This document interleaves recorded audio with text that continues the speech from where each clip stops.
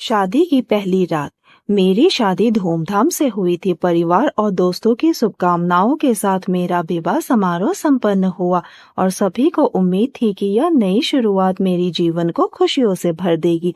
शादी के बाद मैंने पहली रात एक साथ बिताने के लिए अपने नए घर में कदम रखा। दोस्तों, कहानी में आगे बढ़ने से पहले वीडियो को जरूर लाइक करें और कमेंट करके अपने सुझाव हमें जरूर दें। आपकी राय हमारे लिए बहुत महत्वपूर्ण है।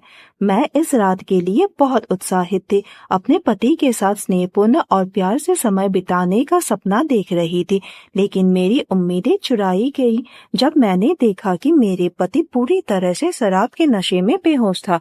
शादी की पहली रात को वह बेहोश और नींद में था, जबकि मैं खुद को एकदम अकेला महसूस कर रही थी। मेरे पति ने शादी से पहले ही एक पार्टी रखी थी जिसमें उसने बहुत अधिक शराब पी ली थी।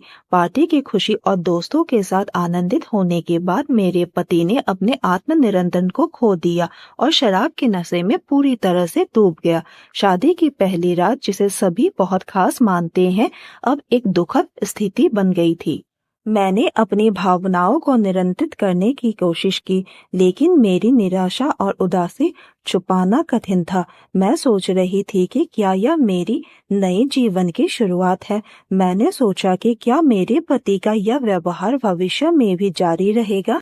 रात बिताने के बाद जब मेरे पति सुबह उठे तो उन्होंने मेरी उदासी और निराशा को देखा। उन्होंने शराब के नशे से उबरते हुए मुझसे माफी मांगी और कहा, मुझे माफ कर दो। मैं जानता हूँ कि मैंने तुम्हारे लिए यह रात खराब कर दी। शराब के नशे में मुझे सब कुछ याद नहीं रहता। मैंने अपनी भावनाओं को नियंत्रित करते हुए जवाब दिया, यह सिर्फ एक रात की बात नहीं। मैं जानती हूँ कि तुमने यह जानबूझकर नहीं किया, लेकिन हमें यह समझना होगा कि हर परिस्थिति में एक दूसरे का समर्थन और समझ होना चाहिए। मेरे पति ने मेरी बातों को समझा और उसने शराब पीने की आदत को छोड़ने का संकल्प लिया।